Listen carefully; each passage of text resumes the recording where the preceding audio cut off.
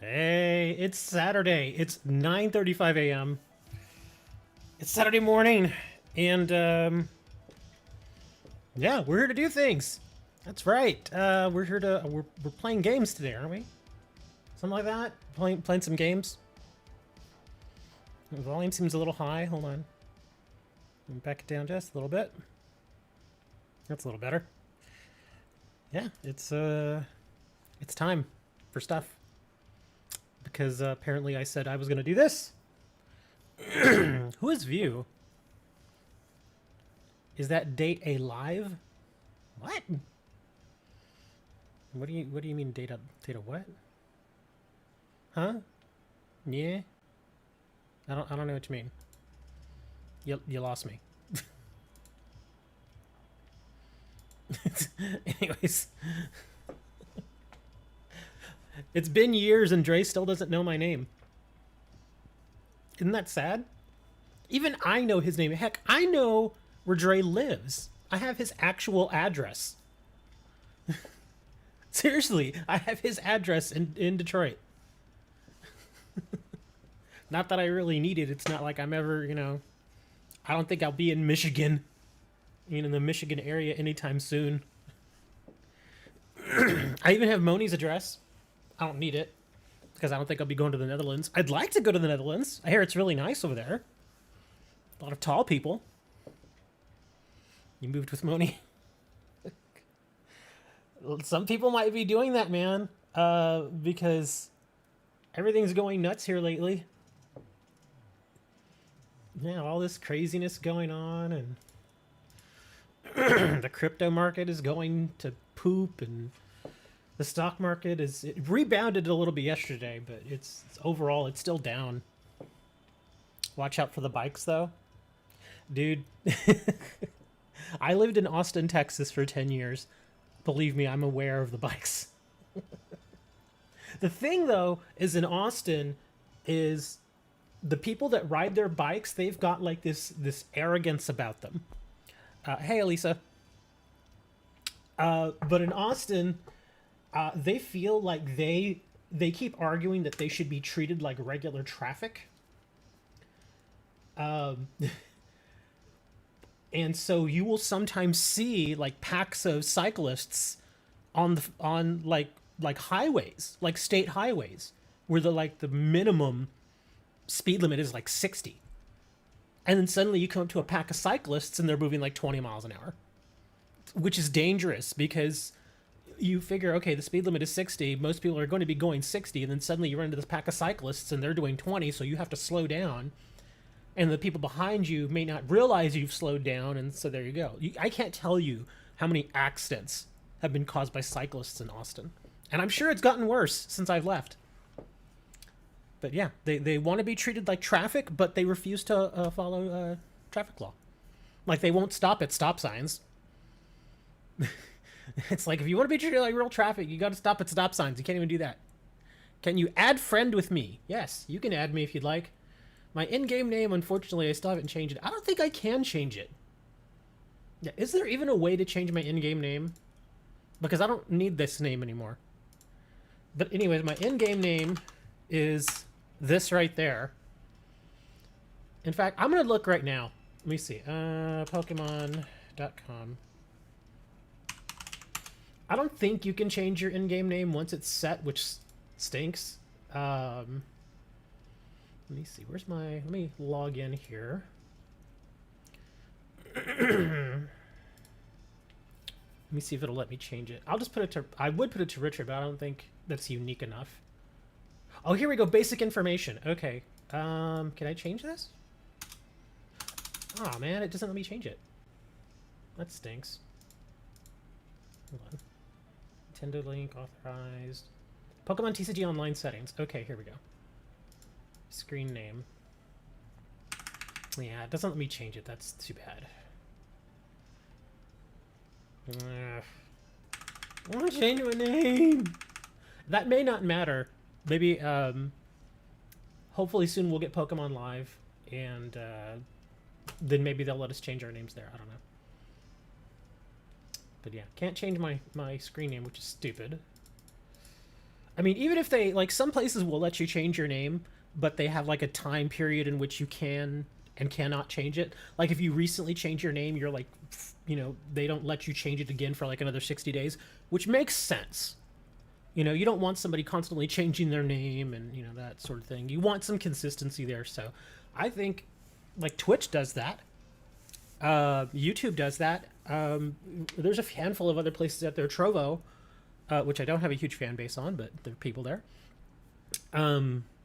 They let you change your name too. But again, they have those little things where you can only do it like every so often. You can't just do it like every day. Cristino, 12.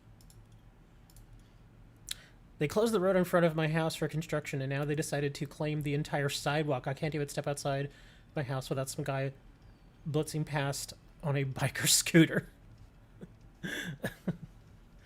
Oh man, thankfully the scooter situation has gotten better. We don't have just scooters, but we have those little electric scooters, the ones that you can rent, and then when you're done with it, you can just like leave it wherever. Yeah, for a while here in my city, those things were getting awful. They were everywhere. And they're jerks, unfortunately. They leave them in the most ridiculous spots. Like, you're supposed to leave them in a spot where it kind of makes sense. Like, maybe next to, like, a bike rack or something, where they're kind of, like, out of the way, where there's, like, a little space for them.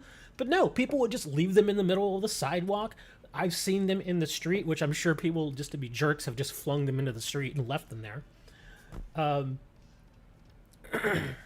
Yeah, it's not so bad in the neighborhoods. A lot of those scooters, you see them like in the downtown area by the bayfront, which makes a little more sense because there's a lot of room out there. Like the sidewalks out by the bayfront are massive. It's like they're built to have like literally thousands and thousands of people going up and down them all the time. So there it makes sense. But like here in the neighborhoods, occasionally I'll still see those little scooters about, and yeah, they're always in the worst places. Just the absolute worst places ever. It's like, please don't leave the scooters. Don't just leave them anywhere. Yes, I'm gonna already put a code in here. Oh, look at that, a Snorlax. I've got a Snorlax. Oh, that's only my second copy of that Snorlax. Huh. Yes, I'm already doing codes. Isn't that amazing? I'm actually gonna do a few of these for myself. Oh, I already have this Chandelure. I mean, I got plenty of those Chandelures. Yeah, gonna do a few for myself, and then eventually we'll start giving more and more away. Wow, another Snorlax. Is this the same one? It is. Awesome. I'm gonna get a playset of this guy. That's kind of what I want. Once I get the playset, then I'll mark them all for trade, whoever. But yeah, the scooter thing is a little insane. You know what's been happening? Oh wow, this is that funky Zacian, isn't it? It is. Look at that funky Zacian. That's cool looking. Yeah, you can't use it in the match, but it's still pretty neat. We've been having some ghetto activities here again. I don't know who it is, but it's somebody who lives here, and it's somebody who doesn't have a car. I guess when they go to the grocery store, they think that they can just take the little cart with them. You know, the little cart that you take inside the grocery store and you fill up and all that. And then usually you can take it, like, you use it to take the groceries to your vehicle. You pack it away, and then you go and put it in one of those little stalls, and the people come and get it, and that whole thing. My name is not View, it's Richard. but I get what you're saying. I see the trade there. But yeah, apparently somebody here thinks that they can just take those carts, and they've been doing that, and they bring them here, and they just leave them. Seriously, they've been out in our little foyer areas and stuff. There's been I've counted 4 so far in the past 2 months, and I really do think it's the same person, and it's somebody who moved in relatively recently, because I've never seen that here. The only other time I saw something weird like that was one of those electric carts, one of those big electric carts, for people who have a hard time walking or they're disabled, that sort of stuff. That makes sense. But somebody actually took one from our local HEB, our grocery store, and yeah, I have absolutely no use for this. Sorry. Do you have anything else? I'm gonna check for a counter, but yeah, these I have absolutely no use for. Absolutely none. But I'll check in. Wow, you have nothing else? Yeah, you gotta mark some trades, man. Oh, you got some Mewtwo stuff. Oh, I think I already have these. Yeah. Yeah, but unfortunately, I don't need those at all. In fact, I can't even give these away. I've had some of these for, no joke, like 6 months. Nobody wants them. I'm just like, yeah. I mean, I have no problem trading the cards you're looking for, but again, I have no use for these. And since you don't really have anything else to that's marked for trade, unfortunately, I'm gonna have to hit reject. Feel free to do another trade though. Just know that, like I said, I just don't need those. I have no use for them. Or just mark a bunch of stuff for trade, like stuff you wouldn't mind getting rid of. Just mark a bunch of that, and then at least then I can go back and see what you have to offer, and we can try to work something out. But like I was saying, somebody took one of those electric scooters and brought it all the way here to our apartment complex, and that's not a short distance. It's at least a good mile, at least. I would say probably closer to 1.5 miles. So whoever took it for a ride. And they rode it all the way here and left it like right at our front entrance. And I remember I came home one day and I saw it there and I was like, what on earth? And it was definitely one of the ones from HEB. So I actually contacted HEB because I felt kind of bad. I was like, yeah, one of y'all's little scooters is over here. And they're like, really? And I'm like, yes, here's the address. Come pick it up. I'm like, I have no idea how you're going to get it back to where it needs to be, but here's where it is. And they're like, did you take it? And I'm like, no. I'm like, it's just here. I have no clue how it got here, but it's here, all right. I'm going to open my Vivid Voltage pack. So, yeah, they did eventually come and pick it up. But, yeah, somebody's been bringing those stupid carts with them. And I'm like, you're not supposed to take those from the grocery store. That's only when you're there. Crocodile. Yeah, and so it looks so ghetto, because they, again, like I said, they don't even put them like in a place where, because there really is no place here to have those. Seriously, it's like you're only supposed to use those at the grocery store. There's no place in an apartment complex for that sort of stuff. And it's just like, please stop doing that. And I almost want to put a note out, because we have like a little bulletin board in the laundry center where you can like post notes and stuff like that. I almost want to put a note out there and say, whoever is bringing those, please stop that. That is so freaking ghetto, man. Marnie. Oh, now I have 5 of those, so you're going to be marked. Oh, you too. Yeah, somebody's been doing that. I understand that for some people it's a little difficult, especially if you go to the grocery store and you don't have a car and you gotta find a way to bring your groceries back. Like when I didn't have a car, I actually purchased a little black cart that folds up and everything. And so I would take it with me when I would go to the grocery store. I would use it in the store to get all my groceries, and then I'd package everything up in my reusable bags, and I'd put them all back into my little cart. And then when I got home, I just had to fold my cart up, I'd bring it inside with me, and I'd like hang it on the wall. And that was it. And I never had to take one of those little carts from the store because I had my own. But apparently, I just don't know if they don't have the money or if they're not aware that those things exist or what, but kind of insane. Oh, wow, I didn't have that Vulpix.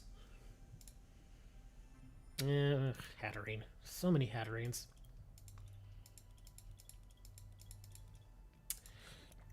But yeah, people are weird.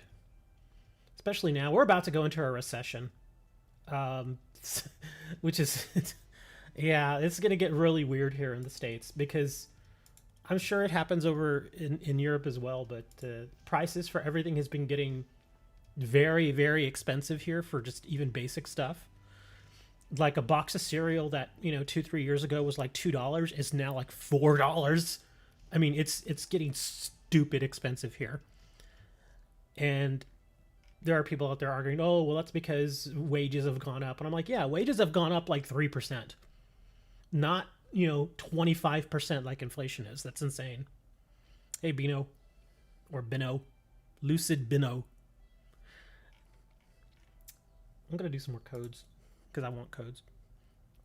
But yeah, stuff's getting so expensive that it's, you know, and again, you can only milk money out of people for so long, and then it's just like, well, there's no more money to be milked, man. It's like, that's it. Oh, I only have 3 of those Salamats. Okay. Yeah, it's gonna get to that point where people just can't afford anything. Like, I already got a message to renew my lease, and apparently they're trying to say that my apartment now suddenly, compared to last year, is worth $250 more a month. It is the biggest rent increase that they're trying to push on me that I've ever seen in my life. It's insane how much more money they want. And I'm like, dude, this place is not worth anything what you are asking for it. It's just not. This is not, you know, this is not like a new apartment complex. This thing has been here for 60 something years. The buildings are old. The air conditioners are old. Everything about this place is just old. I mean, it still works, barely. But yeah, it's just not worth what they're asking for it. But they think they can get away with it because everybody else is getting away with it. And I'm gonna have to go and negotiate. And a lot of times they'll even, like, they've actually told me before in the past years, like, yeah, you can't negotiate with us. And I'm like, no, actually I can. And they're like, no, you can't. And I'm like, it actually states in the law that I can negotiate with you. And they're like, oh. it's the whole situation is just crap. Yeah, I'm so wanting to get a house, but ugh, I'm just complaining at this point, aren't I? I'm like, why are you complaining so much? Sorry, man. This is how I vent. Subal? Which Sobble? Oh my god, so many of those Sobbles. Okay, I'm gonna stop claiming these for myself, and I'm gonna start giving them away here in a minute, because I was hoping to get another one of the Snorlaxes, but he's not popping up. Oh, Mewtwo. Which Mewtwo is this? Oh! This is an older one. This is from XY. That's a nice one. Okay. Yeah, that's why I wanted to claim some of these for myself, so I can I want to add to the collection here. Oh, look, it's another Zacian. Oh, sweet. If any of y'all actually want this card, I'm gonna mark it for trade. I generally only want to keep 4, but since I have a 5th, I'll trade the 5th one. You can't use it in a match, but I guess it's cool for collection. It's just a promo card. But there you go. I'll mark that for trade now. And any other Zacians that come up, I'll just leave them there for you all to take. And then I guess we can also do like some matches or something. But there's not very many of y'all here. It's so small. It's also because it's still early in the morning, isn't it? Yeah, it's not even 10 o'clock yet. It started a little earlier. I was going to wait until like 11, but I was like, I don't really want to wait till 11 because that means on the East Coast it's already lunchtime and people are probably going out for lunch and stuff. So I was like, let's start a little earlier. But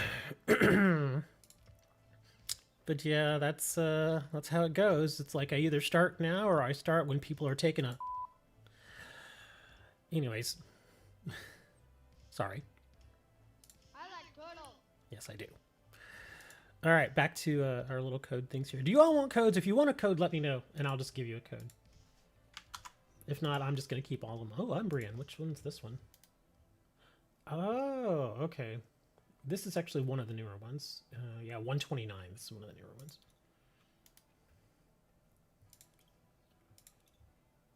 Do-do-do. Do-do-do. Score bunny. Yeah.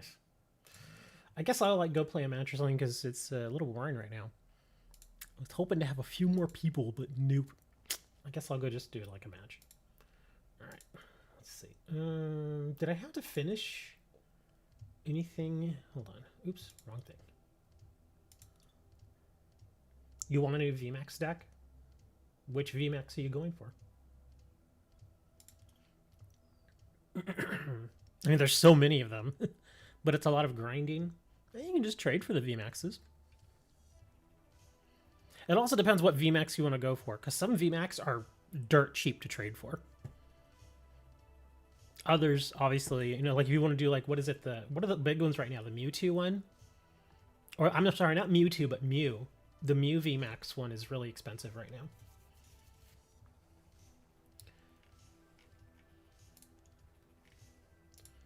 Trying to see which of these I still need to do 10 matches with.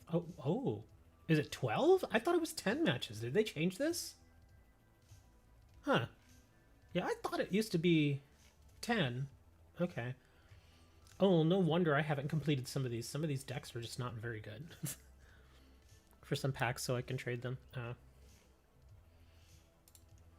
You can trade individual cards too. Just trade the cards.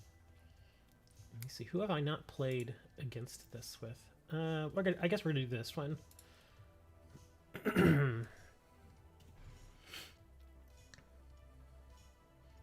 See, look at my character. That's why I don't need any of those little boxes. My character is covered in all that junk.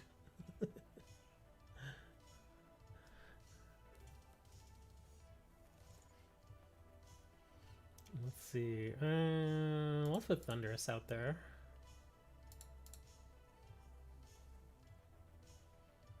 What do we got here?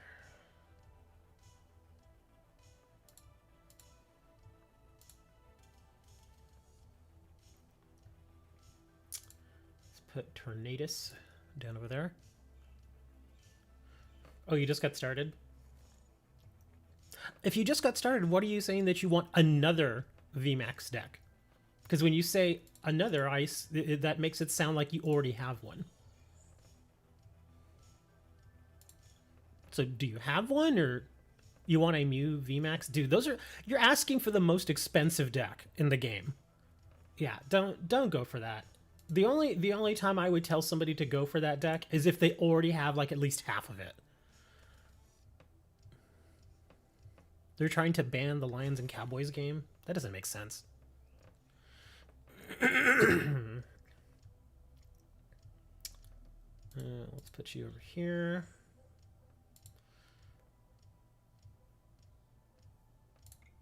Blam.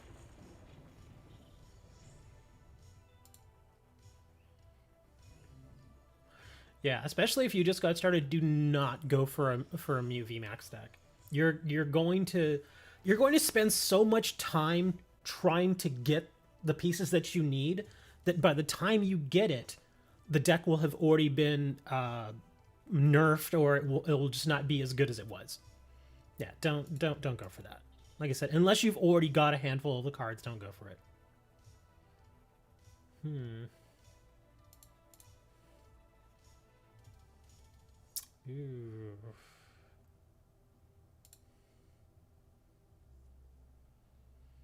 Ooh, he's got 170.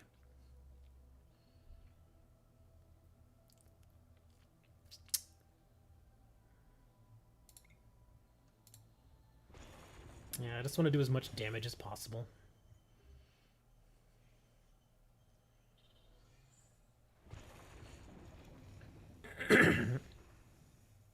Garbodor VMAX?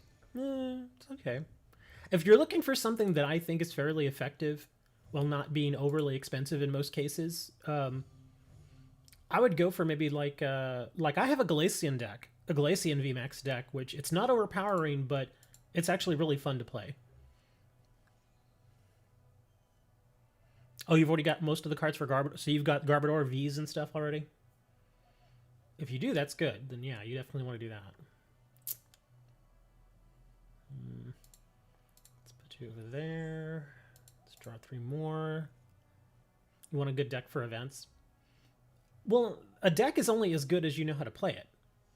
So, and I'm not saying that you're not any good at playing a particular deck, but again, you can get the most powerful deck that's out there, but, you know, it doesn't necessarily mean that it's going to work for you. Some people have different play styles.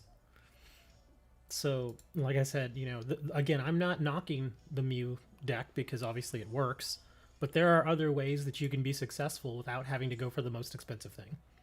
That's the trap that a lot of people fall into when they go, oh my god, look at this guy! 5 heads in a row? That's the trap that a lot of people fall into when it comes with TCGs is they immediately think that, oh, I gotta have that particular card because it's the most expensive card and everybody plays it. You don't necessarily need it.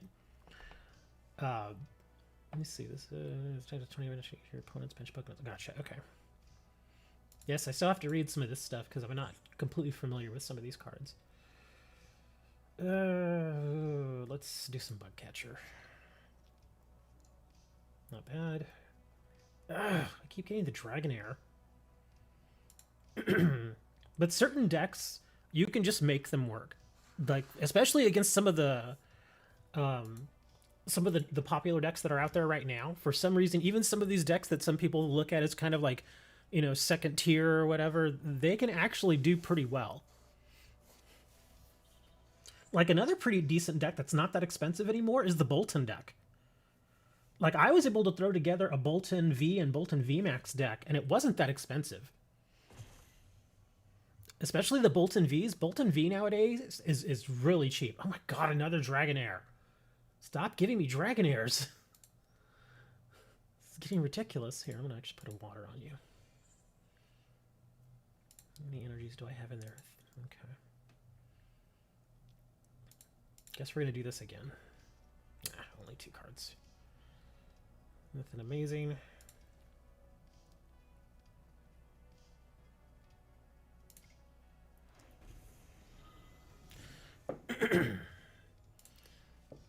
But yeah, the Bolton V and Bolton VMAX decks, I still think they're very good.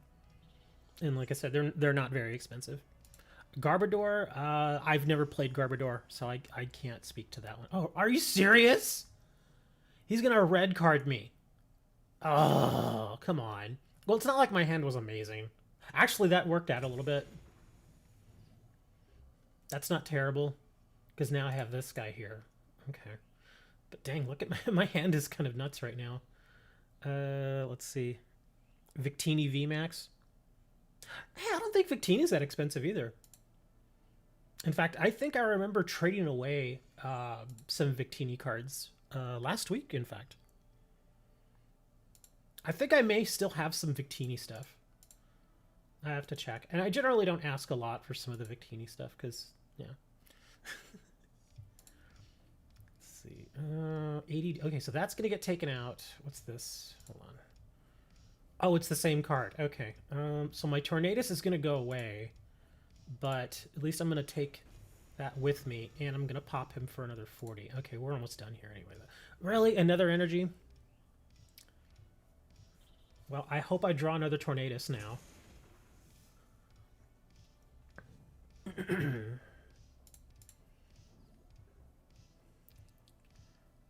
Oh, that actually helps. Okay, that's not bad.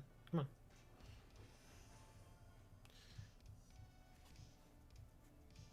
Okay, come on, give me the card I need. Dang it! What is with Dragonair? No, I'm not taking you. Go back. I'm taking Lantern. I know I can't use Lantern either, but...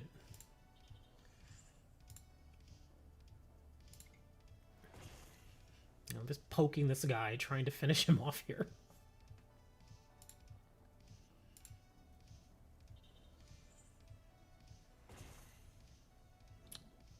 Oh, wow, he wanted to switch him out. Okay, that's weird. Well, it doesn't matter here, because now I can just take out the Plusly. I guess we're taking Switch, because I don't want any more energies. Yeah, at this point it doesn't matter.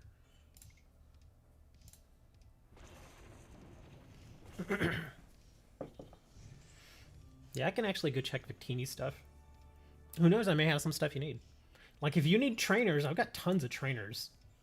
If you need any of the trainers, like some of the more staple-like trainers, like Marnie's and Boss's Order and stuff. But let's see. Let me look at Victini, because I know I traded away some Victini stuff. Let's see. I think I traded away my... Oh, okay. I still have one more V. And in this particular case, I wouldn't mind trading this because I'll never use it. And I already have one locked to me as it is. But yeah, I've got one Victini V. I think I had like 2 more, but I traded them. So if you actually need a Victini V, I have that. Garbodor, I think I have some Garbodor stuff. Let me see. Yeah, I've got a couple. Well, I've only got 2 of the V Maxes. Wow, I've only got 1 V. I thought I had more than that. I don't remember trading it either. So yeah, not a ton of Garbodor stuff, but some. But just to kind of give you an idea here, I'll actually show you the Bolton deck, and I'll also show you the... Actually, hold on, is that gonna... Oh, I think this is the Bolton deck. Yeah, the Bolton deck and the Glacier deck. Here, I'll do the Glacier deck first. I like the Glacier deck simply because I don't know why, but I seem to have an affinity. Why can't I click that? This is broken. What's going on? Okay, can I change it? There we go. Okay, but yeah, I have 4 Glacier Vs, 3 Glacier VMAX. I run the Sobble, Drizzile, and Inteleon set just because Drizzile and Inteleon are just amazing. They're so good. If you're not familiar with them, yeah, they have the shady dealings. So darn good. Yeah, I don't really use them for their attacks and everything, although you could. But I use them mostly just for their searching ability. Tapu Fini, that's just a throw-in. Garbodor and VMAX are going for 2 packs. That's actually not terrible. It's really not. It's, I mean, on the scale of like, oh my god, and hey, that's pretty cheap, I would say, hey, that's pretty cheap. See, that's what I was saying. You don't want to go for the Mew deck because how much are the Mews going for right now? The Mew V and VMAXs? Let me check the pricing on them. Let's see.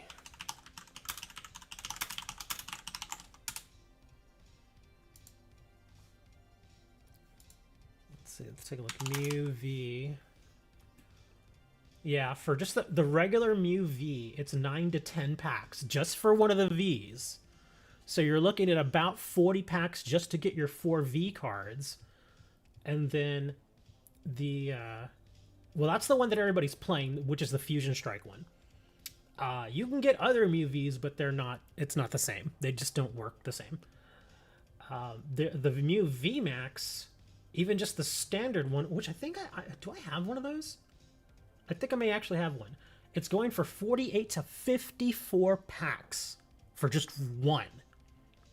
And I would say at minimum you gotta have 2, but the deck is more consistent with 3. So yeah, that's why I'm like, dude, just stay away from that deck. And unless you somehow managed to pull a lot of these cards from packs, just don't even mess with it. It's just too much. Just way too expensive. Let me see. Yeah, the Arceus stuff, the V-Star Arceus is also expensive right now, so I wouldn't really do that.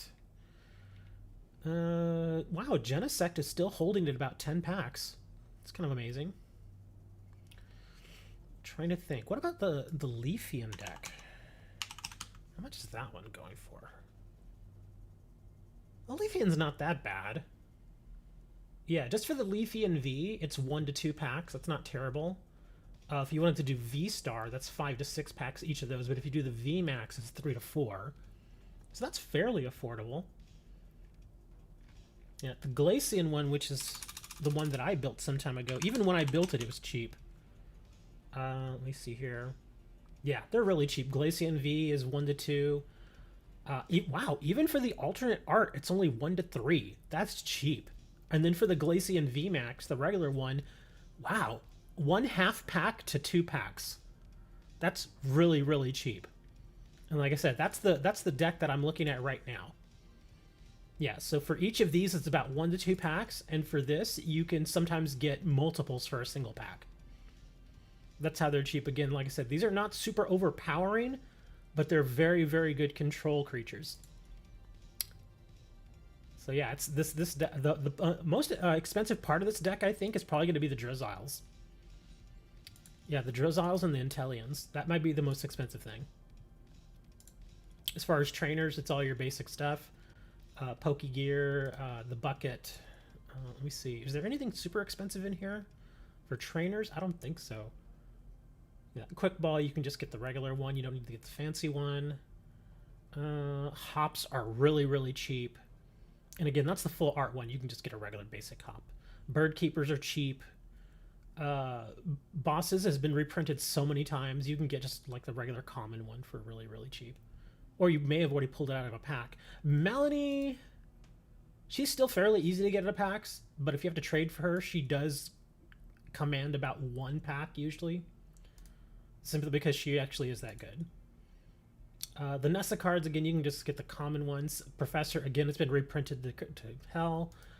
Raihan, you don't necessarily need this card, but even the common one works. And then the Snowleaf, yeah. It's all pretty easy stuff to get.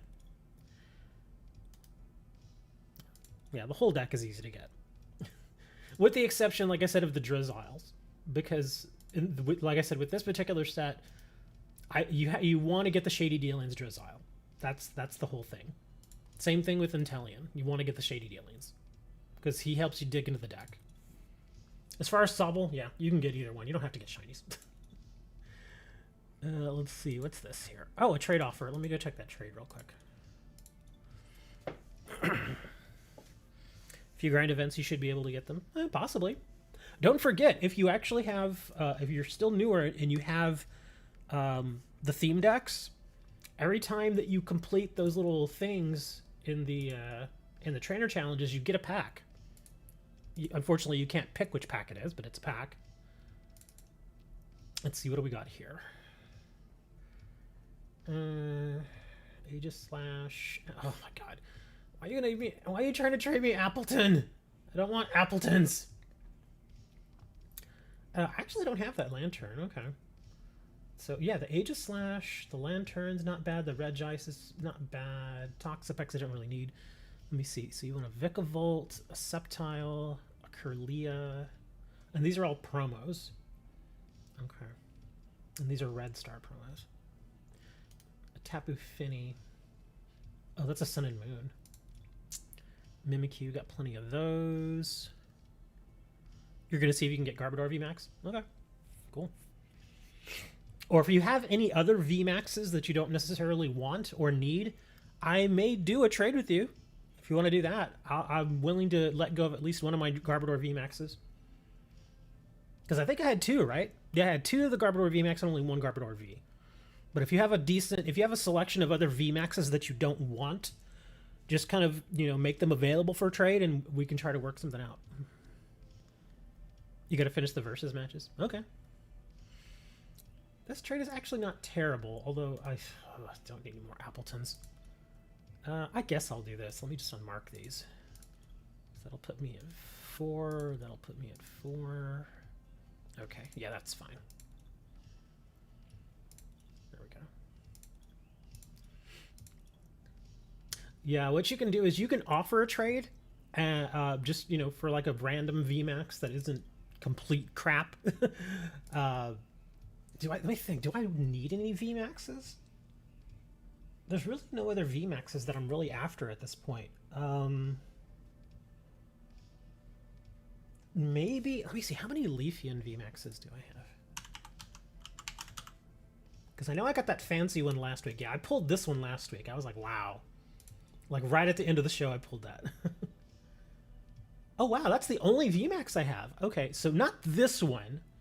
Because I know this one's more expensive. This is like an 11 to 13 pack card. But where's the other VMAX? I may take Leafeon Vs. But yeah, like this Leafeon VMAX. I may be interested in that if you have one. Let me just put VMAX in here. Dragapults, nah. Not the Corviknights. Celebi, maybe. Maybe Celebi. Simply because I don't have it. Yeah, but there's a few that I might take. Let's see. Espion. Wow, is that the only Espion VMAX? Eternatus VMAX. Let's see. Oh, that Flareon looks neat. That's alternate art, though. That's worth more than your standard VMAX, though. Not the Darmanitan. Slowking. Oh, wait. Do I have Gardevoir VMAXs? I think I do. For some reason, they're not showing up here, but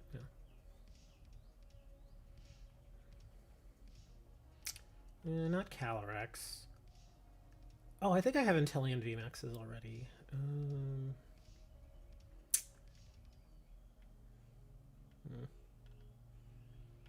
Yeah, just if you have a selection of VMAXs, just kind of mark them for trade, and I'll look them over, and I can always offer a counter trade to whatever you may initially offer me. Let me mark my Garbodor though for you.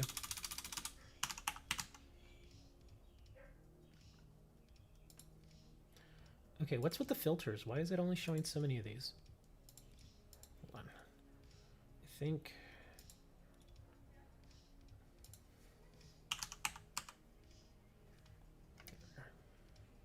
No, don't put the A in there. There we go. Okay. Like I said, I'll trade you one of these. I want to hold on to at least one. Hey, Burr. Why don't I play events? You have a lot of tickets? I did for a while, but I just don't find them all that exciting.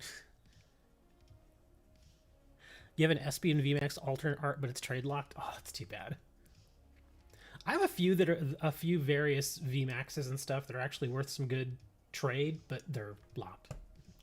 Not that many, but a few.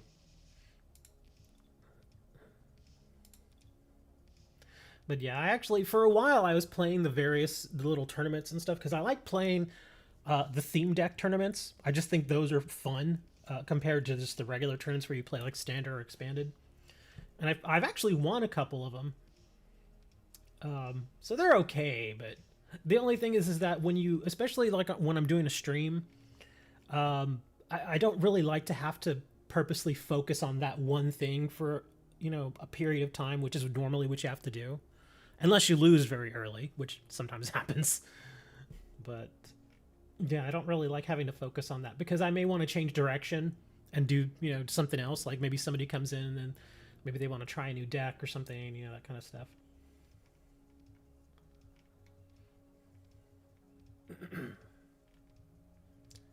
Oh, Cheryl. Green girl. How did you end up with green hair? Yeah, it's supposed to be in alphabetical order. Barry. Who's Barry? Where did you come from? Oh, he's from one of the newer sets. Okay. Wow, he's like a Hop reprint. Weird. I wonder why they even printed him. Just for fun, I guess? Okay. Speaking of which, oops, wrong section. There we go.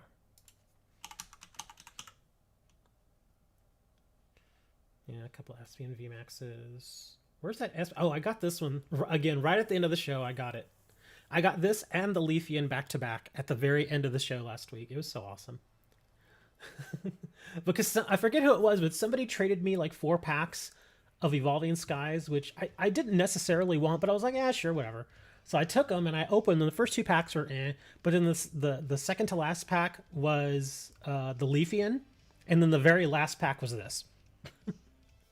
I was like, wow, two alternate art cards right there at the end. I was like, that's pretty cool.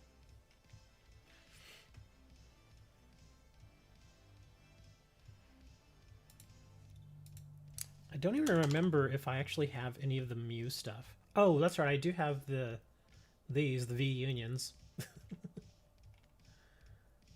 where's the Mew? Armored Mew? Yeah, I'll play some Armored Mew. The weird thing is that we have Hopberry Galarians for some reason that do the same thing. Yeah, that is kind of interesting. I guess they're just trying to get all the characters in there. I mean, when you go from like one block to the next, that I can understand, because the reason why we have Hop like right now in Sword and Shield is because he's a primary character within Sword and Shield, whereas in Sun and Moon it was that other guy. I forget his name. Oh gosh, what was his name? But he was in Sun and Moon and he did basically the exact same thing. But yeah, to have Barry while we're still in the Sword and Shield block is kind of weird. I figured they would have waited for, you know, the very next block, which is actually supposed to come out at the end of the year, to bring out another, you know, Hop type card. So that's kind of weird. How? There you go. Thank you.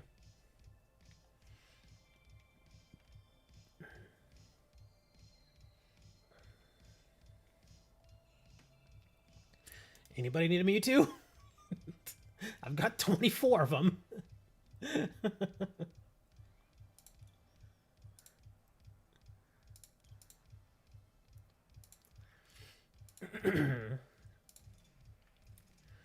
Yeah, there's always they do little reprints like that.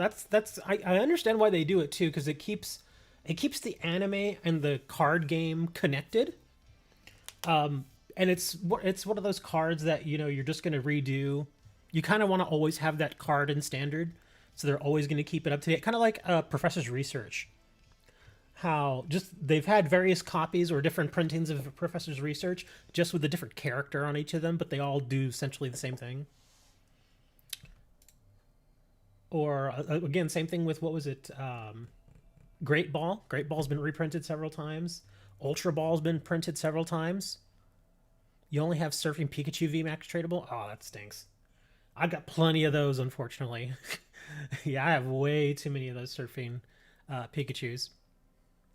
You all want some codes? Hold on, let me get y'all some codes. These codes are for you. Again, don't be greedy. If you get a code early, leave some of these other codes for other people. But these codes are going directly to you. I'm not going to claim these. The only thing I ask is to put in a little work and actually type them in manually on your end. So here we go. These codes are for you guys. We got ourselves... Oh, look, there you go. Immediately, you got that Zacian. That fancy Zacian card. Again, you can't use it in a match, but it just looks awesome. It's an awesome looking card. And Crobat. Wow, you have a Crobat VMAX. Bosses. Yeah, Bosses has been reprinted. In fact, Bosses used to be called, what is it, Lysandra? The other guy? It's basically the same effect, but yeah. Bosses has already been reprinted.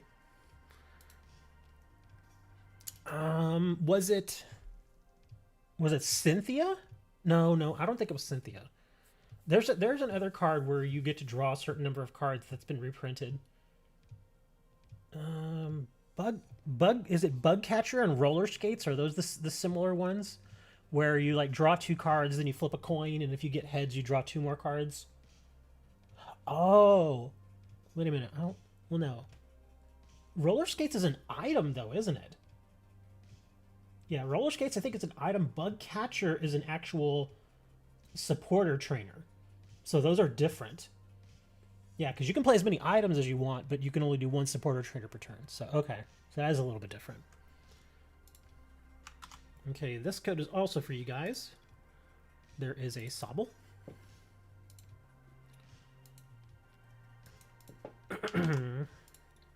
Tyranitar. We didn't get any decks last week in these codes. Dragonite. I wonder if they're starting to hold the decks back, because we used to get decks fairly often within these little batches of codes that I would buy. And Deden. So Zacian, Sobble, Tyranitar, Dragonite, Galarian, Weezing, and Deden. So I'll leave those up there for a little bit. Y'all can try and grab those.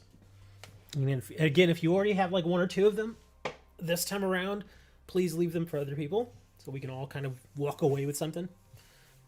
I'm trying to think of other reprints now. I mean, there's a ton of them. There's also been some retrains, which are not... I mean, they're not reprints, but it's a card with a very similar effect, but usually it's nerfed a little bit. You see that a lot in games like Yu-Gi-Oh! And Magic the Gathering. You see a lot of retrains. I can't really think of many that are in Pokemon. Of course, my exposure to Pokemon is fairly limited, so... I think Marnie was a fairly new idea. I hope they have a new Marnie version in the next block, because Marnie's just such a good card. What's another one? Judge has been reprinted. I don't think that it's changed all that much, though. It's always just been called Judge.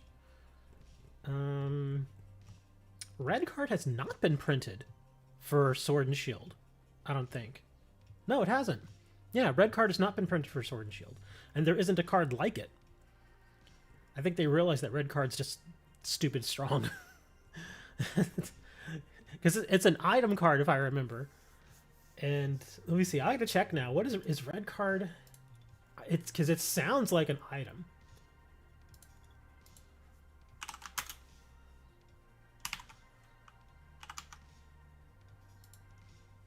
Oh, that's a peeking red card. Oh, here we go. Here's red card.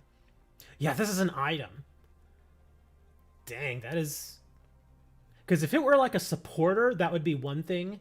But this is an item card.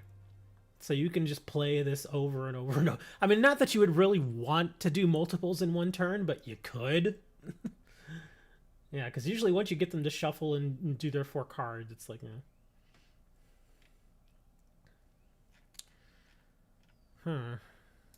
Now I'm thinking of all the various retrains and all the reprints. Come on, man, y'all gotta help me out. Y'all not telling me any reprints. Just for trainers. Let's see. Premonition, Acrobike. Go top card of your deck.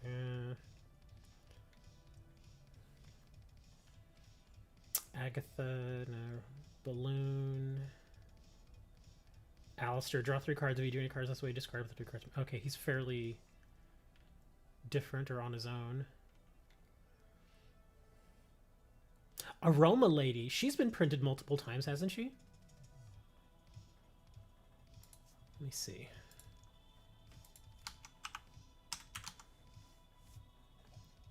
Oh no, okay, she is still fairly new. For some reason I thought that she was in previous sets.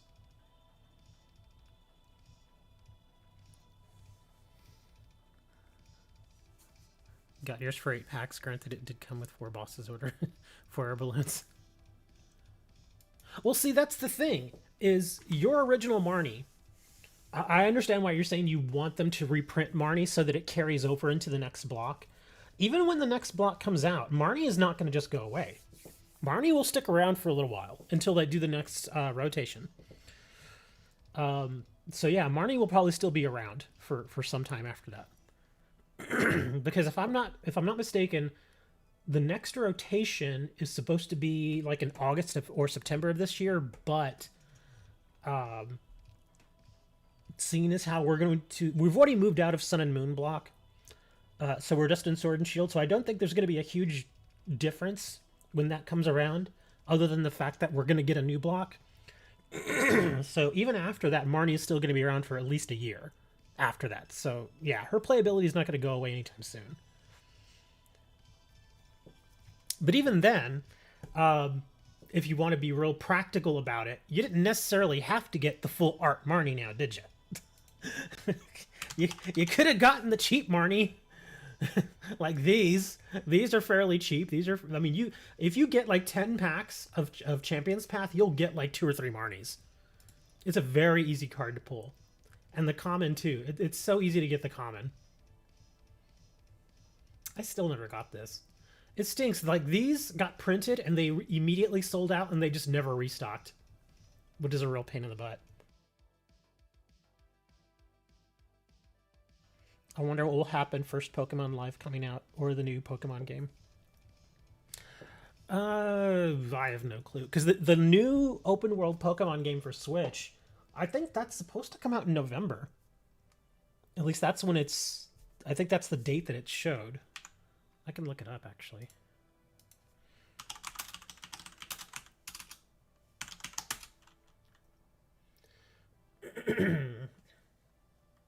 Oh yeah, Scarlet and Violet are revealed during the blah blah blah, and were released for Nintendo Switch in late 2022. So that's probably like November. So that's when that's going to come out. So it doesn't actually have a release date yet. Trainers will want to get embarked on an epic journey, discovery, exploration. Yeah, Scarlet and Violet is basically going to be Pokemon Arceus, but more fleshed out. I still want to get it because if it's very similar to how Arceus is as far as playstyle, I will definitely enjoy it. Because yeah, the Arceus playstyle compared to like BDSP, oh, so much better, so much better.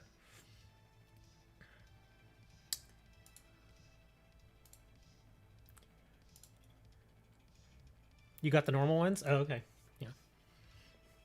Because yeah, if you're just looking just to collect certain trainers just so you can play with them, I wouldn't even worry about the full arts. If you happen upon a full art card for like a ridiculously good value, sure, go for it. But yeah, if you're just looking to play and like move up the ranks and verses and all that, yeah, I wouldn't worry about full art cards. But even then, the Marnie, they gave everybody a Marnie. Well, it was available for everybody. I don't know if everybody got it. But yeah, Marnie was available for a couple of weeks. The full art one. Where, yeah, just via a code, you could enter the code and you got a full art Marnie. Same thing with the Golden Quick Ball. Remember when the Golden Quick Ball, everybody got it because of the code? Suddenly, it like the value was cut in half because everybody had it. Torchic. Which one is this one? Oh, it's Blaziken. Yeah. Oh, but that's a cool looking coin. Genesect. Sorry, okay, now I gotta get back to giving y'all codes. Mimikyu. Is that the one I just traded? I think I already have plenty of those.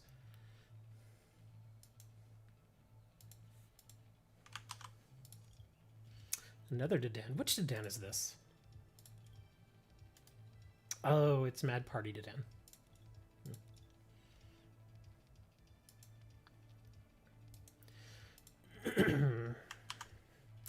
Speaking of Pokemon Arceus, I'm getting pretty close to completing the perfect Pokédex. Like, I'm probably like at 95%. And it takes a while of a lot of grinding. Not necessarily grinding, because there are a lot of different things you need to do, but it does feel a bit grindy at times. Oh, look, there's another one of those Torchics. There you go. But yeah, I'm finally getting... I feel like I'm getting pretty close. Like, the last 5% I need to get the perfect Pokédex are the ones that I will not necessarily have been putting off, but the ones that were like much more difficult or just harder to kind of come upon. Like, what's some of the stuff that I have to do? Oh, one of the things I have to do is I have to stun Garchomp 5 times with items. Garchomp does not appear in the world very often at all. Like, just roaming around the world, there's only one place where he spawns, and there is no guarantee that he will be there. So it's one of those things where you just kind of have to get lucky if you happen upon him. Like, before I even thought of doing the perfect Pokédex, I actually saw him there once, and I got him. I caught him, you know, because that was the big thing. It's like, oh my god, a Garchomp, you know? So I caught the Garchomp. I was happy for that. But now I have to go back and try to stun him 5 times. And the thing is that Garchomp, when it spawns, it's always an alpha. And the alphas obviously are much, much stronger. And they're harder to stun. Like, whereas in a lot of cases, you can stun a regular Pokemon by hitting them with like 1 or 2 items. Like, just like throwing a couple of mud balls at them and they're stunned. Not the alphas. The alphas, sometimes you have to hit them like 7 or 8 times. And while you're trying to stun them with those items, they're attacking you. So it can be a real pain in the butt. So I have to do the Garchomp thing. I finished the Electivire one, which thankfully wasn't that hard. Electivire is very similar to Garchomp in the sense that there's only really one place that he spawns. And every time he spawns, he's an alpha. So yeah, thankfully, it only took like 3 hits with a, what is it, like a slime ball or something? I forget what it is. But I was able to finish him off, thankfully, yesterday. So he's now complete. What's some of the other ones? Oh, some of the more difficult ones is like Luminion. Almost every Luminion you find in the game is an alpha. And you have to catch, like, just to catch them, you have to catch like 15 of them. But not only do you have to catch 15 of them, you also have to catch 10 of them without being detected. And again, Luminion are only found in water. So that's difficult. That's a serious pain in the butt. And there are several Pokemon like that, where you have to catch them without being detected. On land, it's actually fairly easy, but on water, it's a whole different thing. because there's like on land you can crouch down and sneak around and stuff. You can't do that on water. So it's, yeah, you have to depend a lot on your jet balls, and you just have to really take your time. And again, the thing with Luminion is it only spawns in one place. It's only an alpha, and it only spawns like once every like day and night cycle in the game. And not only that, Zoroark. And not only that, you can't force it to spawn. Like, I know, like with what you can do is you can go back to camp and you can like sleep, quote unquote sleep, and force it to go from like morning to like night. Even if you force that over and over, a certain period of time within the game, like real time, has to go by before it spawns again. I think it's like 30 minutes where you have to give it, actual real time to respawn. It won't, you can't just force it. So it's a real pain in the butt. Eevee! Which Eevee is this? Oh, I don't have very many of these. Attach a basic energy card from your hand to this Pokemon. Be prepared. More Venusaur. Yeah, that's kind of what I'm down to, is doing things that are a bit more tedious. Well, I mean, there's a lot of stuff about it that's tedious, but it's not necessarily hard. And it's stuff that you would normally have to do anyway. Like, one of the harder things that I had to do with Garchomp was you have to get him to use a strong style move 100 times, which takes a long time. Because I think I mentioned this before, whenever you use a strong style or an agile style move, it costs twice as much. Like, you know how like you have like 10 or 15 or 20 PP? Whenever you use a strong style move, like say if you use a strong style with any of the mastered moves that you have, instead of it costing just 1 PP, it costs 2. So even if you have 20 PP, that means the maximum amount of moves that you can get before you have to refill it is 10.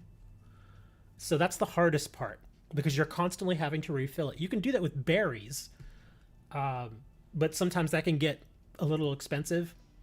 Not necessarily expensive, but you still have to go about finding the berries and stuff like that. Wow, another Torchic. So yeah, that can get a little tedious at times, because you have to keep remembering to use the strong style move. But it's not necessarily bad, because you have to remember you still have the rest of your team, and you want to level them up anyway. So it's not so bad having to go and find Pokemon to battle, which is not hard. You go find the Pokemon to battle and you just defeat them with a strong style move so many times, and that's that. But yeah, you just have to keep remembering to do that. And so many. Well, I'm going to take this Eevee too, because now I have 4 of the Eevees. And so yeah, you just kind of do that, and as you're doing that, all your other party members are leveling up too, so it's not so bad. Some of the other ones some of the evolutions are a little annoying. Oh, that reminds me. I have to look up how to evolve Quillfish. I'm actually going to do that right now. Here, take this code. Yeah, have the Cosmog. Well, you all take the Cosmog. Let me see. Quillfish. Is it Quillfish? I think, yeah, it is Quillfish.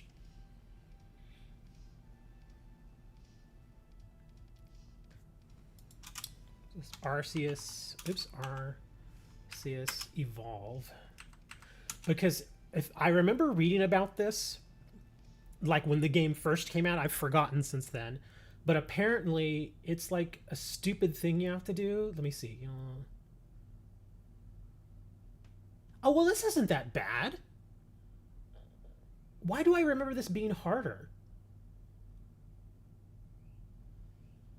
Oh, this is so much easier. Okay, never mind. I was worried for a minute. This is not that bad. Okay. Let me see. You'll need to use Barb Barrage and Strong Style 20 times to evolve Quillfish into Overquill in Pokemon Legends Arceus. Okay, well, that is not hard at all. Okay. Yeah, apparently... Oh, you know what I think it is? I think the video that I saw initially about that was some guy who hadn't quite figured out how to actually evolve it. Because before, he was saying that you had to go into this cave and you had to fight a specific Pokemon, and had to do all this weird stuff, and I'm like, that doesn't sound right. That sounds a little too convoluted. But yeah, this sounds much easier. Okay, so you just got to use, what is it? Barb Barrage? Yeah, Barb Barrage in strong style 20 times. That's not hard. Okay, now that got much easier. Okay. Excellent. He was one I was actually worried about because again, I remember it being much more difficult. But okay, that's fine. Another Pokemon that you have to do that with, where you have to get them to use a specific move in a specific style for a certain number of times, is Stantler. The deer. The stupid deer. To get him to turn into Weirdeer, you have to get him to use one of his psychic type moves. I forget what it's called. But he has to use that psychic type move in agile style 20 times, and then he'll evolve. So, yeah. All of you are like, what are they talking about? He's talking about Arceus. I'm sorry, I'm talking about Arceus. It's Pokemon. It's still Pokemon related. What, you don't like talking about Pokemon? What, you don't like Dags? You like Dags? Who's that Pokemon? It's a Dag. That's who it is. Oh my goodness. Ugh. It's been a pretty slow day, man. Again, I think I started the stream a little too early because people are, especially people on the West Coast, they're still asleep. Yeah, it's not even 9 o'clock over there yet. Over in California, they sleep late. Everybody in California sleeps late. Even the cops sleep late. Like from like 5 a.m. to like 7 a.m. there are no cops on the street. That's why there's so much crime over there. Some of y'all are like, is he serious? No, I'm not serious. There are police officers there at those hours. They just don't care. That's why there's so much crime. You want to play events, but you don't want to lose? Then just go in on the ladder. Play on the ladder. Play versus. I think I know which Gardevoir this is. You all can have that Gardevoir. It's actually a neat looking Gardevoir art. But I think I have like 19 of those. Yeah, you don't necessarily have to keep playing events. Just play on the ladder. And the cool thing is on the ladder is it will match you up against people who have similar records. So if you're not doing that well, like if you've lost a lot more than you've won, it will purposely pair you with people who have not been doing that well either. See what I mean? Whereas I, who unfortunately right now have like a 7-match win streak. Yeah, 7-match win streak. All the people I'm facing now are like pretty tough. So it's a real pain in the butt. Like if I were to play in standard, I'd probably run into nothing but like Mew decks at this point. Oh look, oh okay, Victini. Didn't even realize that was the thing. I don't even think I've played on this ladder yet. What was the? Oh, that's right, it was Phoebe.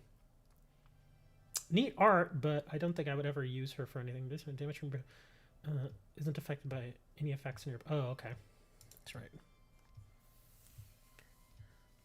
You want some packs so you can get the rest of the Garbodors? I think you can do that on the Versus ladder too, because it will give you coins. So if you were looking to actually open packs, that's fine. But not only that, after a bit, you will start getting booster packs for your victories here. And yes, at first you only get like 10, but once you get to little win streaks like this, it doesn't give you just 10. It will give you, I think my next win, I think would give me like 80 points, something like that. So I'd go all the way like up here, almost to this.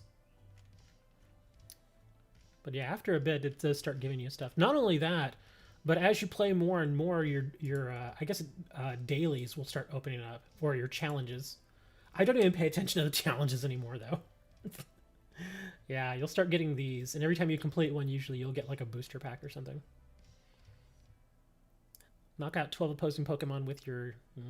I wish you could do this in just regular, like, playing versus friends. It'd be so much easier. That's why I don't pay attention to some of this stuff, because, like, right now, I don't have any decks that really focus on any of these particular colors that I like in theme.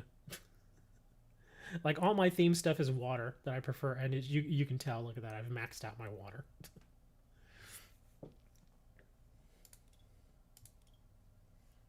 I have an idea. You can challenge me, and if you win, I will... Oh, crap. Did I get rid of them all? Oh, no. I think I traded them all. Oh, I thought I did. Oh. I thought I kept a few, but I didn't. Because for the longest time, I had those Evolutions packs. I think... Oh, that's right. In fact, that's what I traded for the Evolving Skies. The six Evolutions packs is what I traded for the Evolving Skies. Okay, now I remember. I'll tell you what. If you play me and you beat me, I will give you your choice of any one of these decks. You can get some Charizard, some Gyarados, some Raichu, a Sylveon, a Leafeon, or a Glaceon. Your choice if you beat me. But to make it a little more interesting, I will play with a deck that is not that great. How about that? I mean, it's not like I'm really good at this game anyway, but still. If you want to, we can do that. Just to make things interesting. I mean, hey, and if you lose nothing. But if you win, you get your choice of a deck. And the cool thing is when you open these decks, well, let me see. Actually, these three right here, I believe, do lock the cards to your account. I think. But these, the Glaceon, the Leafeon, and the Sylveon ones do not. I don't think they lock them. But either way, both of the decks have some very usable cards in them. So you want to do that? If you want, send me a standard or expanded request. In fact, I have to check real quick and see what deck I would use. Hold on, I gotta check here. Not the Pikachu V deck. That's just a standard deck that came from the Battle Academy 2022. I haven't even changed that thing.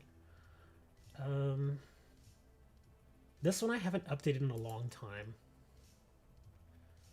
Cinderace V. Blastoise Battle Deck.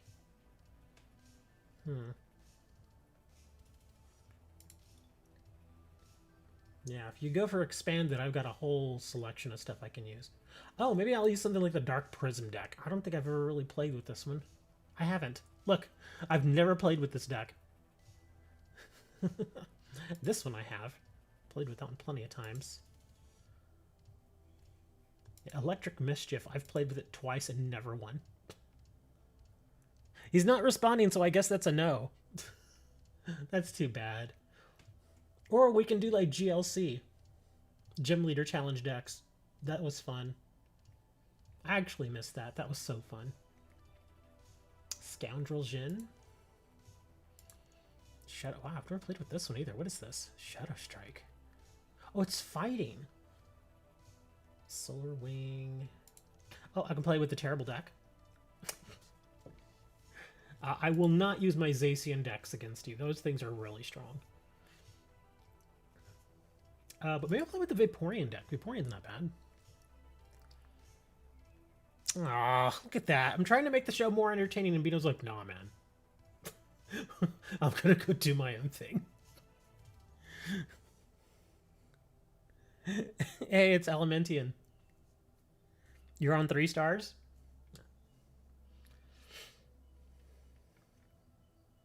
Heck, I might as well go over there and do that then. Versus. I'm probably due for a loss. So I'm going to play theme, but I'll probably lose. I'm going to use my good old trusty water Darmanitan deck. Let's see if I can actually pull off an 8th straight win. I don't think I will. Like I said, I'm probably due for a loss at this point. Oh, are you serious? Water versus water. We were both thinking the same thing. We were thinking that we were going to end up playing a Charizard deck, but nope. Ooh, this is not a good start.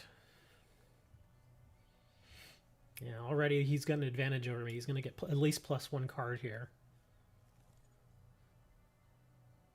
Yeah.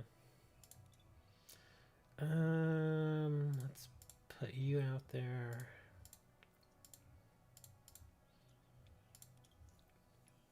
I put that out there because I actually want to throw the Cubchoo out there, but I want to do Bird Keeper. Oh, he got his Kyogre early. Wow, that's going to be a pain in the butt to deal with.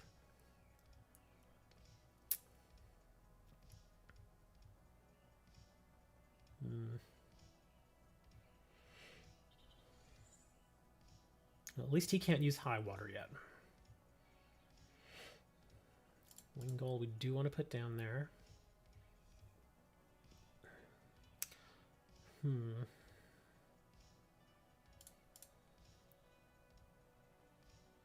Wishy-Washy's actually not bad. I'm going to actually put that down. I'm going to Bird Keeper it. Okay. Yeah, I think getting 8 cards would probably be best here. Even though this is actually not a bad hand. Because I got the Pelipper for the Wingull, and I got the Beartic for the Cubchoo. And a Hop. Wow, it really is not a bad hand. But we're going to send it away. Let's see if we can get back at least one of those. Oh, we did get... Oh, man, I got 2 Darmanitans out of that. So not terrible. The thing is, though, I'm playing versus water, so I have to think a little bit differently here about how I'm going to play this. The Darmanitan, let me see. 170 for 4. Okay.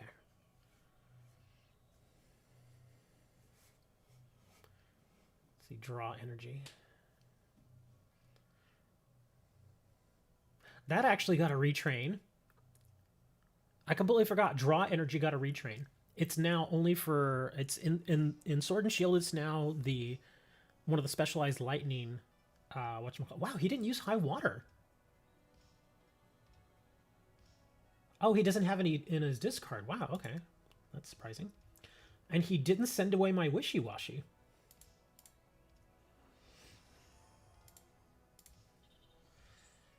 Let's see.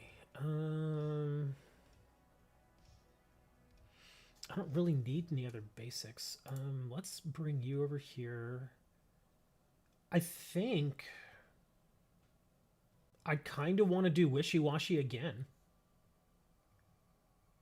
Because this hand is actually not as great as my last one. Yeah, I don't need energies and I don't need basics, so the 2 Sonias aren't really working for me right now.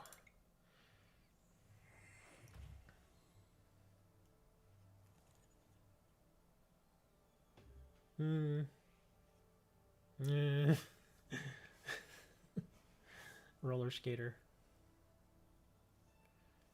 Oh, okay, yeah, there he goes. Now he's trying to get the energies into the... If he had just been playing energy up until this point, he'd already almost be ready to go. Why he put the energy on the Piplup, I don't know. Tell you Pokemon's a basic Pokemon. It can't attack during your opponent's deck. Oh! That's actually not terrible. So it basically puts a little freeze on it. So I gotta get rid of my basics. How am I doing? I'm okay, I guess. Could be better. We were talking about Arceus and everybody got bored. Well, I was talking about Arceus and everybody got bored. Now he's thinking, do I want to do high... Well, he needs to do high water now. Does it... Oh, does it have to be 2? Yeah, okay. He can do it with just 1. There you go. Yeah, he can do just 1. There you go.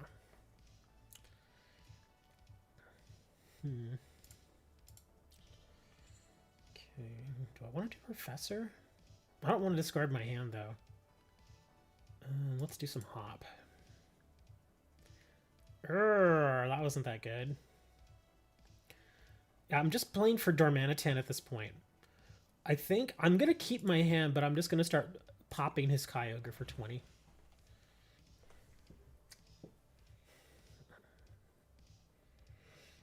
Yeah, just got to start putting damage counters on it. Ooh. Oh, he's going for Empoleon.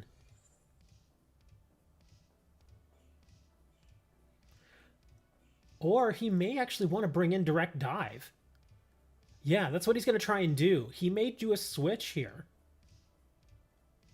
If he has switch, he would switch out the Kyogre, bring that in, and then he's going to pop my Darmanitan. That's what he's going for. Yeah, that's why he's playing Cynthia. He's trying to get that switch. He probably gets it, too, with 6 cards.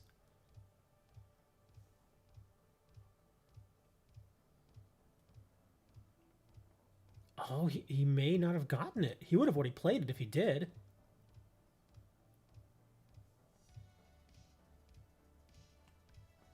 Wow, he didn't get it. Oh man, that stinks. Either that or he's really waiting. He's might be waiting for me to really commit to it. I mean, I'm gonna commit to it. It doesn't matter. Yeah, see, I'm doing this. And I'm gonna keep popping the Kyogre here. Let's... The Wingles may actually come in handy later. And I actually do need that other Duramaka. So we're not gonna dump those. Oh, look, there's the other Darmanitan. Hold on, let me see. 10 damage to each. Okay, it's only 10 damage. But that would bring it out. And he wouldn't want to... Okay. Kyogre. Let me see. So I'll do 80 to that. That would leave it at 30. And that put 10 on each of those.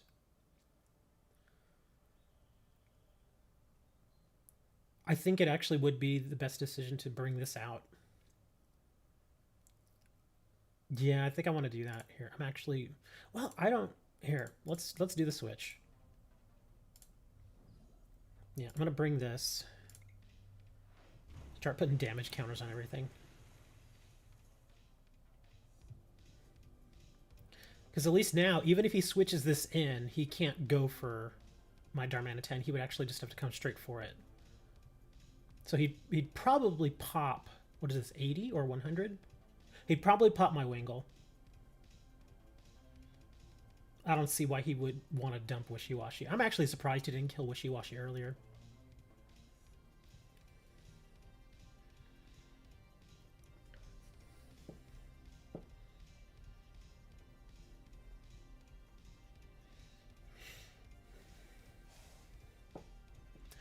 I feel like he's kind of given up on Kyogre now, which makes sense actually. Let me see. Does he have any? Oh, he has no energies in there still. So his high water is useless. Let's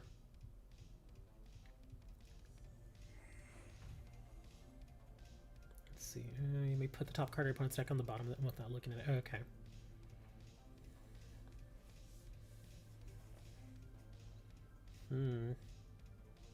Yeah, he was really hoping for that switch, and I don't think he got it. Because at that point, he definitely should have used it.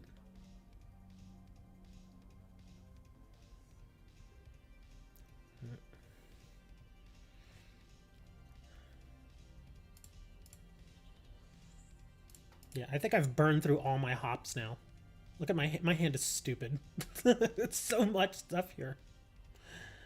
Yeah, we're gonna Blizzard again because it makes no sense to use Crushing Headbutt. We're gonna doink that, get rid of his Kyogre, put damage counters all over the place. Ooh, that could actually come in handy. I'm gonna probably use a Sonya next turn to get some more energies. But like half my deck at this point is energies, I bet. I've only got 23. Ooh, what do we got here? Discard a card from their hand if they do that. Player searches the deck for basic energy. Oh, thank you! Oh my god, he just did a huge favor for me. What is he waiting for? Oh, what do we got here? Uh-oh. 60 damage for each card. Oh, okay, so he's gonna pop this as hard as he can. Okay.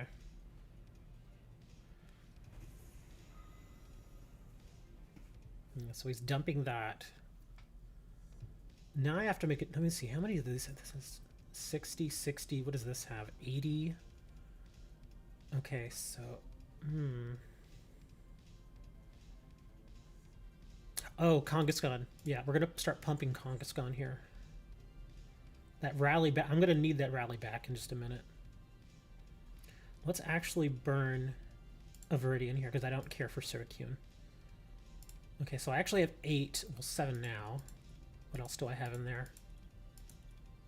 A couple of buckets, a turbo patch. Okay.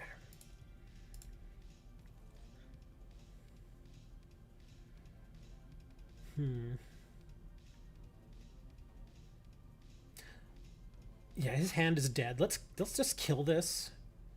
Or, yeah, because if I don't kill it, it'll be left with 10 and he'll have a bye-bye.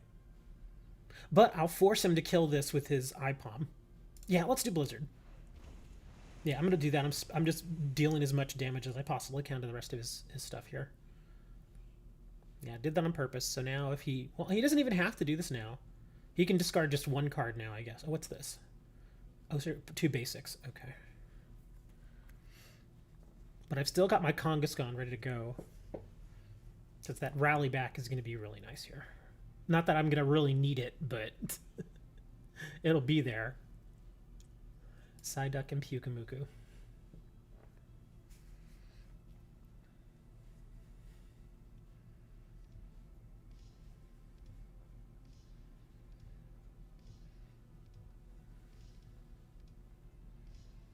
Yeah, he's going to dump 1 card.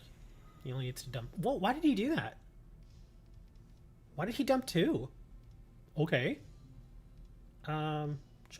Actually, I could just throw in Wishy-Washy to finish this off. Because Wishy-Washy is just on my bench for no reason now. Okay, oh, and we got Bucket now. My god, I have so many cards in my hand. Okay, so... We're gonna actually put it on this Kangaskhan. Let me see, I have 20 cards left in my deck. Let's put you down here. Yeah, I'm just gonna annoy him and just... Yeah, if I can get Wishy-Washy with 30 health to actually take out one of his Pokemon, I'm definitely doing it. Oh, now he doesn't have a choice. Oh, he's gonna direct... What's he gonna direct dive? I would say he should go for this.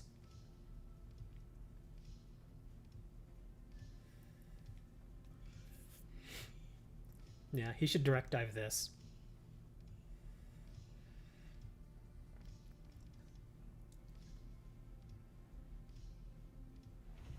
Oh, is he? What is he doing? Why is he just? Is he just giving up? I don't understand this. This is getting a little weird now. I think he may have just kind of given up, but he's just trying to play it out. Yeah, because he's not doing very well.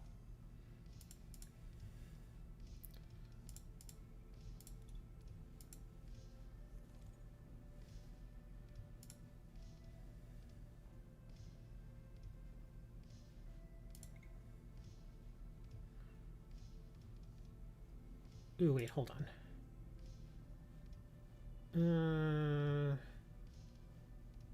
No, wait. Cancel. Rare. Okay. There we go. Yeah, because I want to make sure I kill this thing. There we go. Yeah, I think he may scoop here. I just don't see how he's going to make a comeback from this.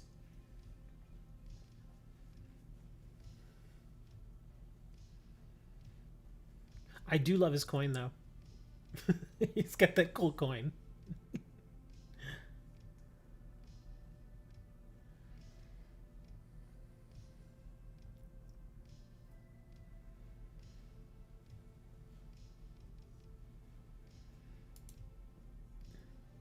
Fion.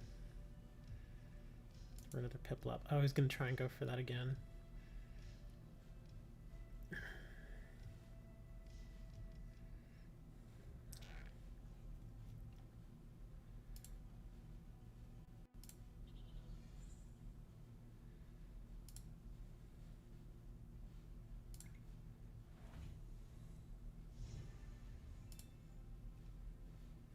Well, I will give him credit for playing it out.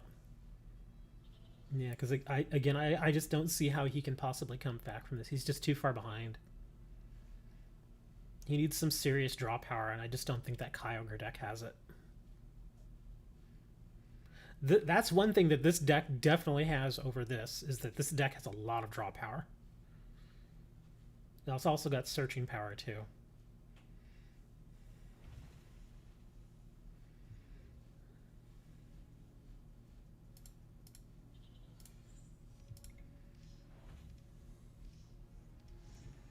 Is this bullying? Well, he can scoop if he wants. I'm just trying to finish the match.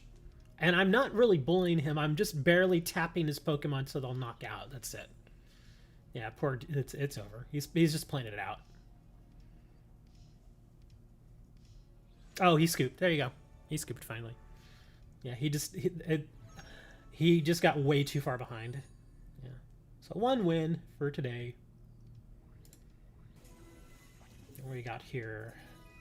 A freaking ticket. Yeah, like I need more of those. Alright, how many points did I get from this? So we got the 10 there, of course. For 25 pickle points. We should get all of this, too. Get another 30. 50 more pickle points. Oh, that's it? Oh, I thought I was going to get more than that. Aw. Oh, a new trade offer. Okay. But I have enough to go get a booster pack if I want. Yay! Let me check this trade. Let's see what's up with the trade. And I want to go get an old black and white pack. Blaziken. Oh, for the Deden. Oh, that's cool. You sure you want to trade that? I love that art. It's pretty neat. DD Flash. If your opponent has exactly 1 prize card remaining, this attack does 60 more damage. And your opponent's active Pokemon is now confused. That's interesting. It's still really neat art. I love that. Very anime style. You just want to Blaziken? Okay. I will say yes to that.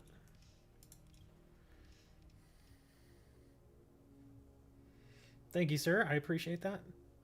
Let's go and grab my 1 whole booster pack that I can get. And you know, if you all have been watching this, you all know exactly which packs I'm going to go for. You already know.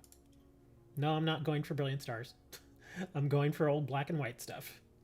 I'm probably going to do Boundaries Crossed. Let's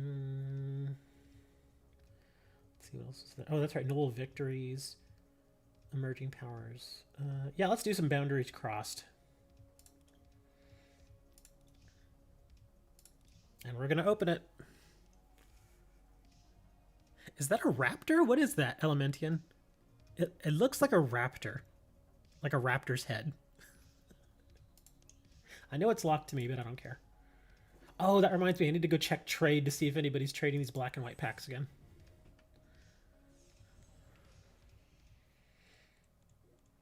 Tadas.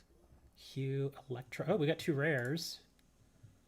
Samurott Reverse Rare. Oh, and a Celebi EX. Already had one, though. And look, they're both locked. Well, if I ever want to do Expanded, there we go. Get some Celebi EX. What does this even do? Time Recall. Each of your evolved Pokemon can use any attack from its previous... Oh!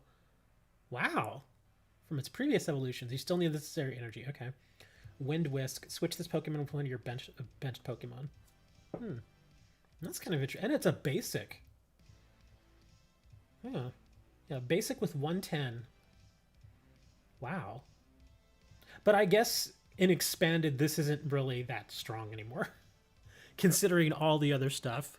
It's a Komodo dragon. I've actually seen a Komodo dragon in real life. Those things are massive. They look like giant lizards. And they're huge.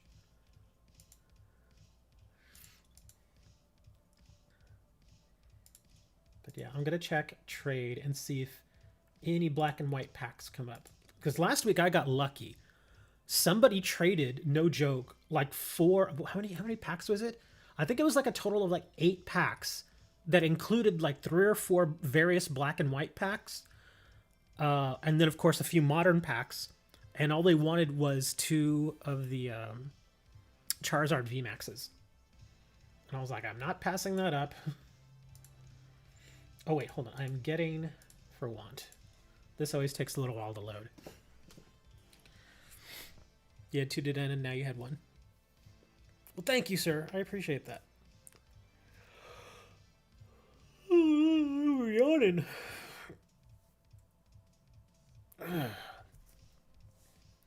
Like after I finish the stream today and then tomorrow are supposed to be like my downtime because I work on the card store like pretty much all week.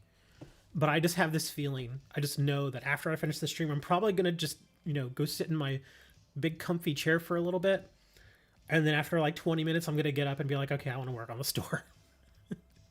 I always do that, like every Saturday, and I tell myself every single Saturday, don't do it, just leave it alone for now. But I can't help it. I always go and grab like a big old stack of cards and be like, let's get sorting. And just, there we go. Yeah, this really is taking a little while. Yeah, we'll leave that there for a minute.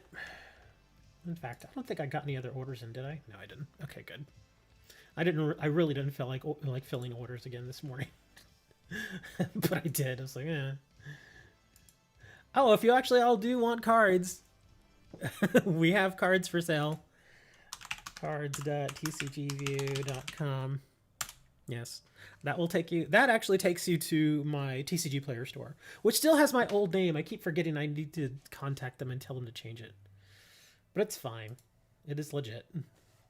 Thousands and thousands of cards. I think at last count, how many cards do I have on there right now? 34,515.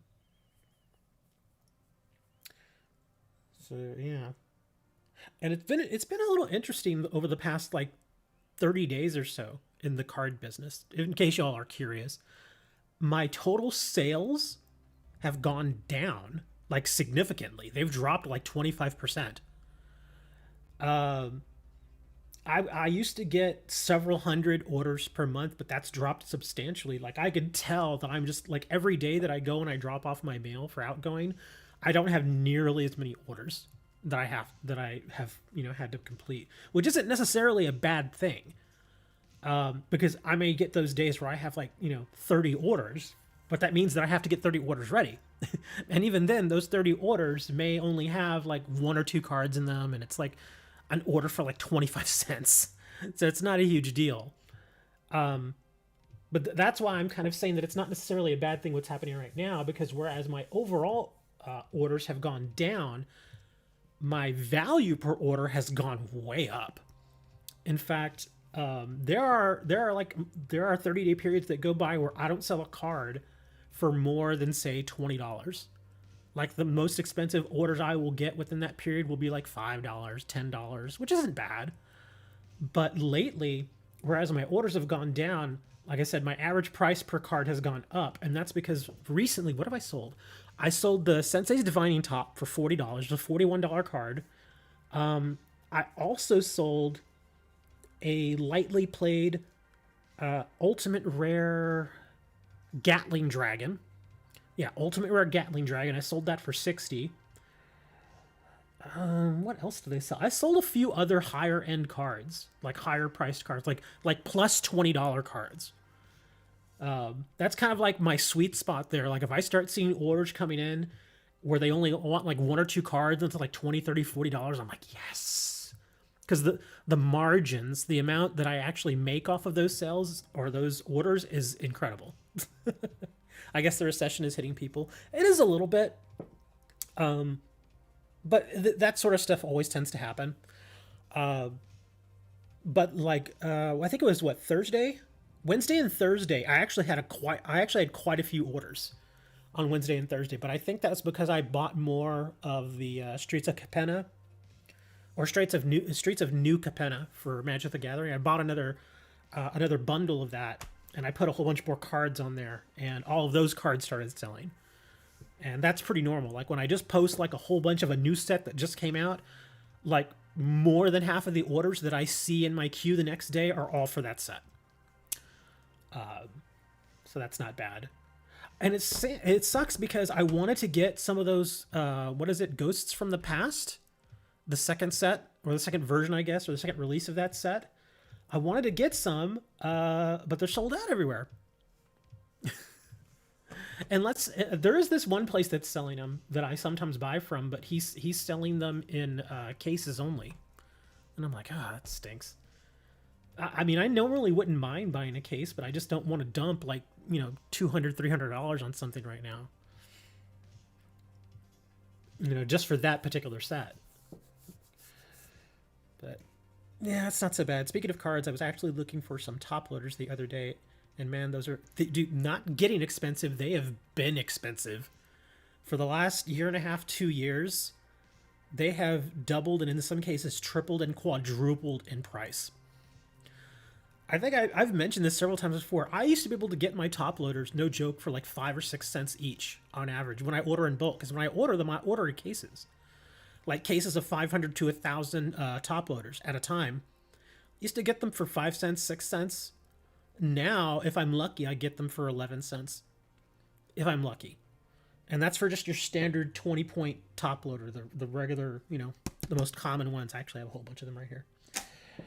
But I also order the 100-point, and those have gotten really expensive too. I used to be able to get a case of those for about $70, and now a case of those is like 120. And then I had mentioned to you guys that one of those cases that I ordered back in March got stolen, so I had to shell out another $120 to get another one because I needed them, because I use them fairly often for orders. So yeah, that sucked too.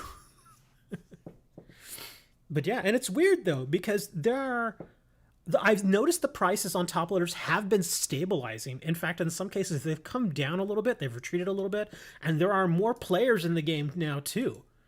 Because for a while, it used to be just like Ultra Pro, Cardboard Gold, and BCW. And BCW, sadly, they've been sold out forever. I mean, just like stupid amounts, they've been sold out. You need one specific size and it's going to cost you $30. How many are you buying? And what specific size do you need? Is it the standard 3x4 top loader? How many points? Because the standard, just to give you an idea, the standard top loader that most people use and have for like single cards is the 3x4 top loader, and it's a 20 point, meaning that's about how thick the card is. Now, of course, with the 20-point ones, you can actually fit more than a single card in these top loaders. Some people do, some people don't. It doesn't really matter. But yeah, most people use them just for single cards. Now, those are your standard rigid top loaders. Are you talking about your semi-rigids? Because the semi-rigids are different. They are, in fact, I've got some of those here too. Yeah, the semi-rigids, they're like kind of the flappy kind of plastic ones. A single one, 24 by 36. Okay, that's not a top loader. That is a record holder. You're looking for a record holder, man. You're not filing away baseball or Pokemon cards there, dude. That's like an LP. 20. I gotta look that up. I've seen stuff like that. I think Cardboard Gold and BCW offer those. Let me see, BCW. Unfortunately, these companies are mainly in the U.S., so I doubt they're going to really do anything for you. I'm sure they ship internationally, but I'm pretty sure the shipping is just stupid. Yeah, I think what you're looking for... Here we go. Yeah, BCW sells top loaders and holders for stuff like sheet music, vinyl records, that kind of stuff. Literally, the only place I could even get it is from eBay. They're practically extinct in Europe. Yeah, that is a little strange that some of this stuff you can't really get in Europe unless you pay like through the nose. Let me see. Oh, that's a 33 RPM sleeve. Oh, some of these are just bags. Okay, these aren't actual hard plastic top loaders. Oh, here we go. Here's some top loaders for 45s. Oh, and just in case you're wondering what I'm looking at here, I'll actually link this to you, Moni. Again, I don't know if you can actually order from BCW. I don't know if they'll deliver to the EU, but this kind of just gives you an idea of what I'm looking at here. But yeah, they've got a lot of different options actually for stuff like records, larger ones, because they've got the standard plastic ones. They have just the sleeves, which are just basically big giant plastic bags that formally fit around whatever it is they're trying to do. And then they've got like some cardboard ones. They've got some paper ones. So all kinds of various stuff. But 24 by 36. Now, is that... I imagine is that millimeters or centimeters? Because when I hear 24 by 36, I immediately think inches. I imagine you're talking millimeters. That's a little different.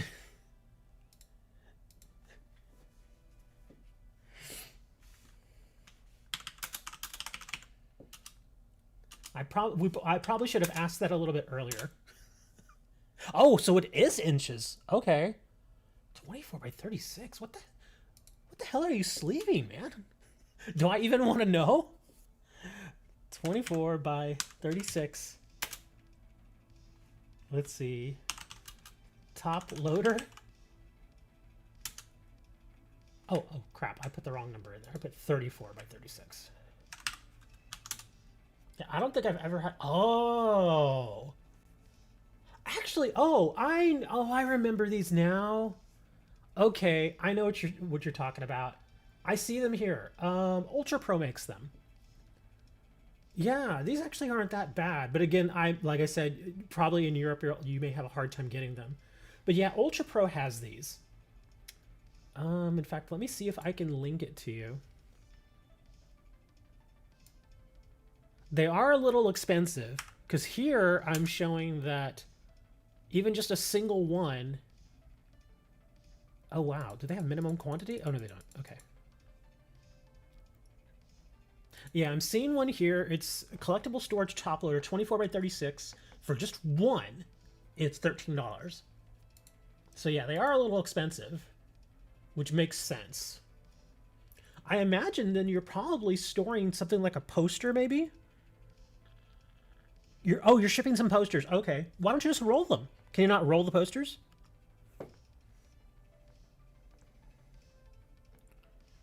That's what most people do. Like here, I don't know if you all do it over there, but I know here, you can actually get cylinders that the U.S. Postal Service will handle for you. Well, that's the U.S. Postal Service. Like I said, I don't know how they do it over there. But yeah, you can get cylinders, like these hard, like really, really tough, hard cardboard cylinders. And you can put like things like posters and architectural plans and stuff like that in those, and you can ship that.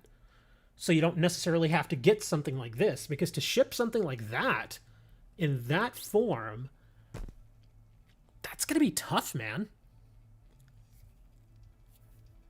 Does not allow rolled in posters from outside. Oh my gosh. Wow, that stinks. Do you have to actually send it flat? That sounds dumb. That sounds really dumb. I mean, it sounds to me like they're just making it really, they're purposely making it really difficult for you to find or to get whatever it is that you're trying to get. Oh, like, wow. One Crobat for emerging powers. I'll think about that. One Duraludon for 5 Brilliant Stars, Chilling Reign, Unbroken Bonds, and oh, wow, this one actually looks good. How much is that Duraludon? I'm sorry, I'm like looking at two different things here. But yeah, that does seem kind of strange that they would purposely want you to send it in flat like that. The only time I've seen people send stuff like that flat is usually... Oh wow, it's only 6 to 7. Okay, that's actually a good trade. Yeah, that's actually a good trade. The only time I've seen people purposely... Really? Error? Oh, crap.